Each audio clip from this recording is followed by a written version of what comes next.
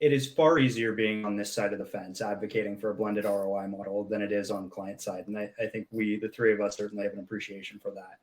With that said, as Tasha mentioned, there are undoubtedly going to be channels that outperform other channels, right?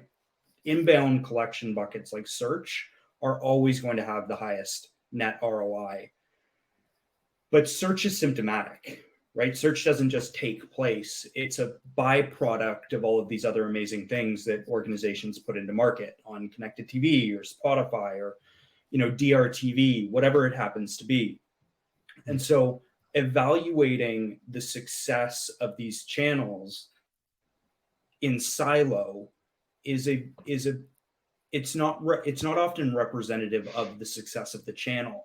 And it's often why organizations, we find, won't continue to invest, because in the case of, say, connected TV, it's very difficult, aside from setting up complex attribution models. And again, there's certainly ways to go about doing it, but the direct revenue associated with a channel where you can't click an ad is obviously going to be quite low, because there's no way to directly attribute a conversion with the viewership of the viewing of that particular ad spot.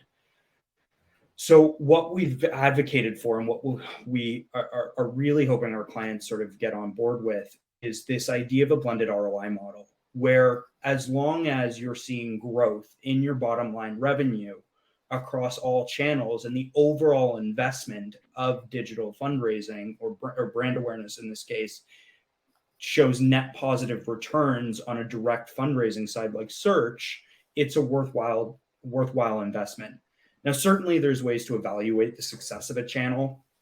You can pull out completely. I mean, we've had clients, and have a client currently who's being forced to, simply due to budgetary restraints, remove some of their programmatic advertising at a connected TV, and has seen an immediate reduction in the amount of search revenue that they're seeing. And it's not unique to them. We see it with other clients as well. Well, that's a pretty easy way to understand the value of that particular channel, but it's not, I don't think, that our recommended approach is just pulling the plug and seeing what happens.